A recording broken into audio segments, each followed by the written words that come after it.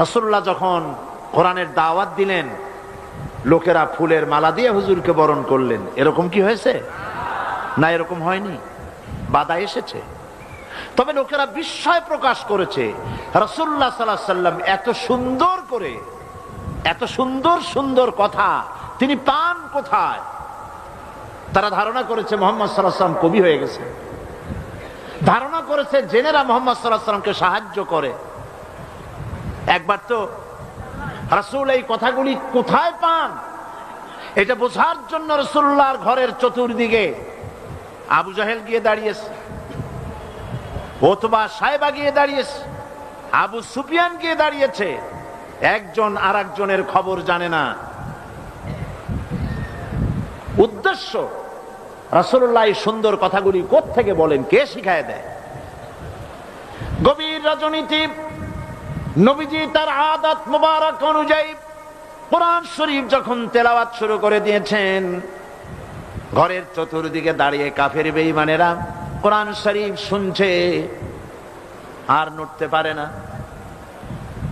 এক একজনের ধারণা হলো আরো একটু শুনি তারপরে বাড়ি যাব, আরো একটু শুনি তারপরে বাড়ি যাব। এমনি করে করে চারটি কাফেরের জন্য ফজরে রক্ত হয়ে গেল। দাঁড়ানো থেকে বসার সময় কেউ পায় নাই। এ কথা ধ্রুব সত্য। কোরআনের আকর্ষণ ভিন্ন। সুবহানাল্লাহ বলেন। আমি বারবার বলেছি, আজ বলি, এই লাখো জনতার এই উপচে পড়া উত্তাল ঢেউ পয়সা খরচ করে আনা হয়েছে? বলেন, আপনাদের বাস ভাড়া, রিক্সা ভাড়া দেওয়া হয়েছে? বরং জীবনের ঝুঁকি নিয়ে আসছেন, ঠিক কিনা?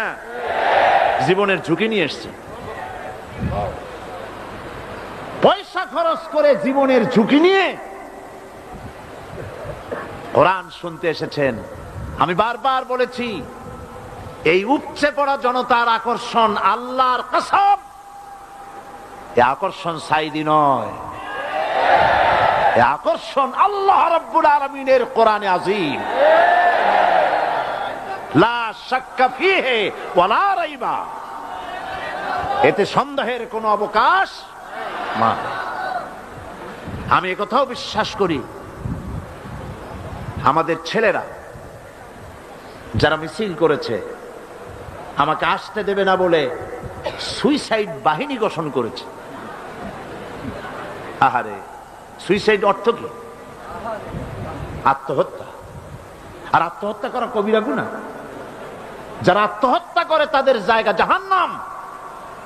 আত্মহত্যা যারা করে তাদের জায়গা কোথায়? তোমরা তো জাহান্নামে যাচ্ছিলে।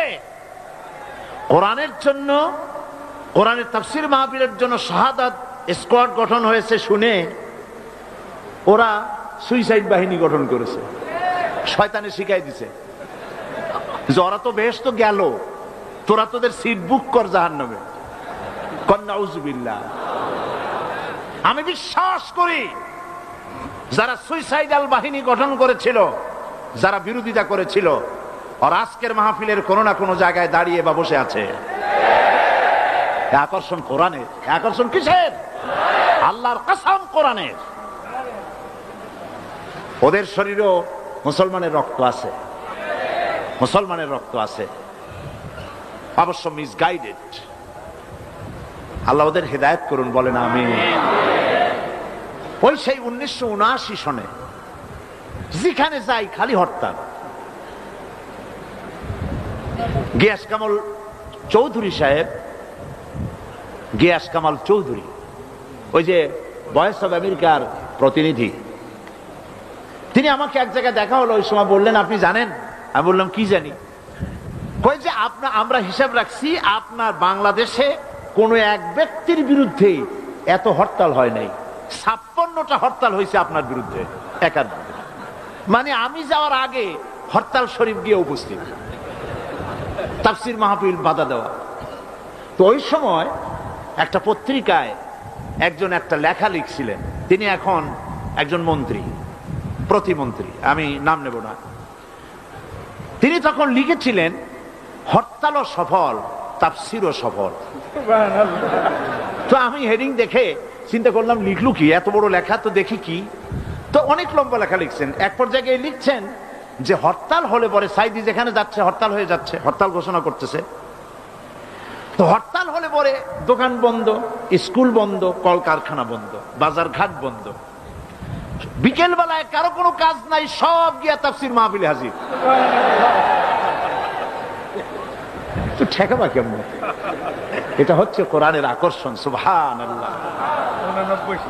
89 সাল, হ্যাঁ 89, জি সরি 89। আমাদের ছেলেরা যারা তোমরা বিরোধিতা করেছিলে, একটু তাকায় দেখো তো মাহফিলটার দিকে, কত লক্ষ টাকা দিয়ে এরকম একটা সমাবেশ তোমরা করতে পারবে? এই মানুষ তো জাদু করে আনা হয় নাই, পয়সা দিয়ে আনা হয় নাই, কোরআনের আকর্ষণে এসেছে। সুবহানাল্লাহ বলেন। কাজী বাধা দিও না, বসেন, বাধা দিও না, তোমাদেরই ক্ষতি হবে, তোমাদের ভাগ্যের ক্ষতি হবে। চট্টগ্রামের প্যারেন্টস, মা বাপ, তাদেরকে বলি, এসব ছেলেরা তো মঙ্গল গ্রহ থেকে আসে নাই, ঠিক কিনা বলেন? মঙ্গল গ্রহ থেকে আসছে? দিল্লি বা ব্যাঙ্গালোর থেকে এসেছে? আমাদেরই ছেলে, হয় আপনার না হয় আমার, হয় ছেলে না হয় ভ্রাতুষ্পুত্র, আমাদেরই কেউ। এ ছেলেগুলিকে বুঝান, আর যাই করো আল্লাহ নিয়ে, ইসলাম নিয়ে, কোরআন নিয়ে, হাদিস নিয়ে, রসুল নিয়ে তামসা করো না। আজ রাসূলের ঘরের চারপাশে কাফেরেরা দাঁড়ায় আছে, বসার সময় পায় নাই, সকালবেলায় মাথা নিচু করে যাচ্ছে, একজনের সঙ্গে আর একজনের দেখা, খুব আস্তে করে আবু সুফিয়ান আবু জাহেলকে জিজ্ঞেস করছে, আবু জাহেল কখন এসছো? কয় রাত তখন দুপুর টুপুর হবে। তুমি? ওই এরকমই। পরস্পর কুশল বিনিময় এবং কথাবার্তা বলতে বলতে যাচ্ছে। আবু জাহেল বলছে, আবু সুফিয়ান বলছে, আবু জাহেল একটা কথা বলি শোনো, রাগ টাগ করবো না তো? তোমার যা মেজাজ, কোন রাগ করবো না। দেখো আমি লাত মানাতের নামে শপথ করি, ওরা তো ওইরকমই শপথ করে, লাত মানাত উজ্জার নামে শপথ করছি, সারা রাত ভর মুহাম্মদ সাল্লাল্লাহু আলাইহি ওয়াসাল্লামের মুখে যা শুনলাম, অবশ্যই এগুলি মানুষের বানানো হতে পারে না। প্রত্যেকটি শব্দ যেন কলিজে স্পর্শ করে, শরীর শিউরে ওঠে। জীবনেও তো এরকম কথা শুনিনি। আবু জাহেল বলছে, দেখো এটা বড়ই কুলক্ষণ। এই সব কথা যদি আমরা নেতারা বলি, অবশ্য তোমার অনুভূতি আমার মধ্যেও আছে, কিন্তু এই সব কথা যদি আমরাই বলি, না জানি কোন ফাঁকে আবু বকর ওমরের মতো আমরাও পাগল হয়ে বসবো। নাউজুবিল্লাহ। কাজী আমি বুঝতে পেরেছি যে তোমাদেরকে কোরআন একটা আসর করে ফেলেছে, আসো তওবা পড়ো, হাত দাও, হাত দাও, তওবা পড়ো। সবাই তওবা করলো যে না, এইখানে আর এটা শুনতে আসবো না। গেল সবাই। আজ আবার রাত, দুপুর গড়িয়ে এলো।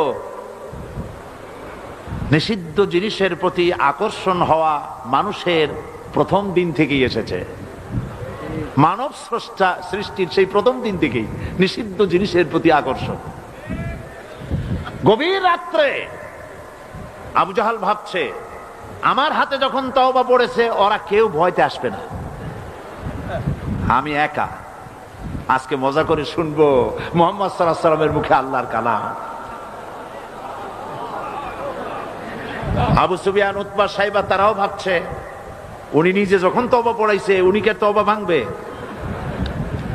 উনি আসবেন না।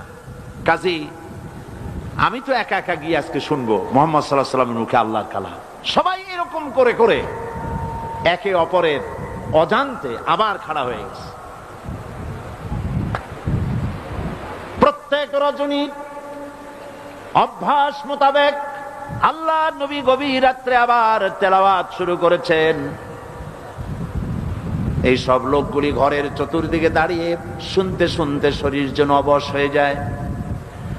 আজ রাত শেষ হওয়ার আগে এরা মনে করল আজ আর ভোর করা ঠিক না, কারণ আমরা সবাই তওবা পড়েছি, যদি কারো সামনে পড়ি তওবা ভঙ্গের কারণে আসামি হয়ে যাব, কাজী দৌড় মারো। দৌড় মারছে, অন্ধকারের ভিতরে একজন গিয়ে আর একজনের ঠ্যাঙ্গে বাড়ি লাগছে। আবু জাহেল ভয় পাইছে, কে কয় যে আমি আবু সুফিয়ান। তুমি কে ডাকো? আমি আবু জাহেল। আমি পাগল, কালকে তওবা করলে আজকে আসলি কেন? বেটা বেশি মাতবারি করিস না, তুই আসলি কেন সেটা কো আগে।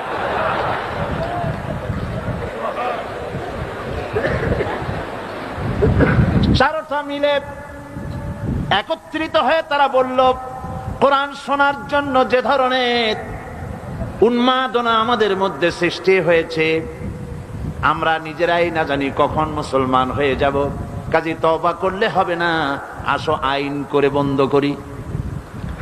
কাফেরেরা সিদ্ধান্ত নিল কি, আল্লাহ রাব্বুল আলামিন কোরআনে কারীমের ভিতরে কাফেরদের সেই সিদ্ধান্ত কোট করে দিলেন, কারণ আবু জাহেল তো থাকবে না, নাতিরা থাকবে। যুগে যুগে আবু জাহেলের নাতিরা কোরআনের মাহফিলে বাধা দেবে। কারা বাধা দেবে?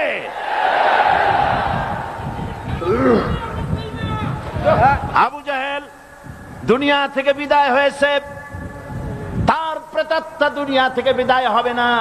এই জন্য সিদ্ধান্তটা আল্লাহ পাক কোরআন শরীফের ভিতরে কোট করে দিলেন। কাফেরেরা কি বলল কোরআন শরীফ সম্পর্কে? ওয়াকালান্নাযীনা কাফারু লা তাসমাউ লিহাযাল কুরআনি ওয়ালগাউ ফীহি লাআল্লাকুম তাগলিবুন। খবরদার, কাফেরেরা সিদ্ধান্ত নিল কোরআন শোনো না, লা তাসমাউ লিহাযাল কুরআন, কোরআন শোনো না, কোরআন শুনতে যেও না। ওয়ালগাউ ফীহি, কোরআন শুধু নিজে শুনে ঘরে বসে থাকো তা শুধু নয়, ওয়ালগাউ ফীহি, কোরআন যাতে মানুষেরা শুনতে না পারে সেজন্য ডিস্টার্ব করো, সন্ত্রাস সৃষ্টি করো, বাধা দাও যাতে কোরআন শুনতে না যেতে পারে মানুষ। এই সিদ্ধান্ত কাদের? এই সিদ্ধান্ত কাদের? আমার ছেলেরা, খবরদার, কাফেরদের সহযোগী হয়েও না, কাফেরদের সহযোগী হয়েও না, কোরআনের পথে বাধা দিও না। মাঝখানে পুলিশ প্রশাসনকে আরেকটা কথা বলি, কথায় কথায় এসে গেল। আপনারা একটা বড় রকমের গুনাহ করেছেন, ঠিক না? ঠিক না? এদেশে কালী পূজা, দুর্গা পূজায় 8 দিন 10 দিন ধরে মাইকিং এর পারমিশন আপনারাই দেন। দেশটা তো হিন্দুস্তান হয় নাই, দেশটা তো হিন্দুস্তান হয় নাই, দুর্ভাগ্যবশত দেশটা এখনো বাকশালও হয় নাই। তাহলে মাইকিং এ বাধা দিলেন কেন? বাধা দিয়ে কি সব হইছে? কি হয়েছে বলেন? কি হয়েছে? কবিরা গুনাহ করেছেন পুলিশ কর্তৃপক্ষ, সাধারণ পুলিশের মোটেও দোষ না, পুলিশ প্রশাসন কবিরা গুনাহ করেছেন। তওবা করতে হবে, তওবা করতে হবে, আর একটি কাফারা দিতে হবে। সেই কাফারাটা কি? আমি জানতে পেরেছি এই তাফসীর মাহফিল আসার পথে বিভিন্ন জায়গায় ওই সব তথাকথিত সোনার ছেলেরা তাফসীর মাহফিলের বহনকারী শ্রোতাদের বাসে ঢিল পাটকেল মারে, তারা বাধা দেয়, মহিলাদের বাসে ঢিল মেরেছে। আমি পুলিশ প্রশাসন, গোয়েন্দা বিভাগ, SB, IB, DFI, NSI, army intelligence এবং পুলিশ বিভাগকে বলছি, এই যে গুনাহ করেছেন মাইকের পারমিশন না দিয়ে 144 ধারা জারি করে যে গুনাহ করেছেন, সেই গুনার কাফারা হিসাবে রাস্তার মোড়ে মোড়ে দাঁড়িয়ে এই ইয়াজুজ মাজুজদেরকে ঠেকান।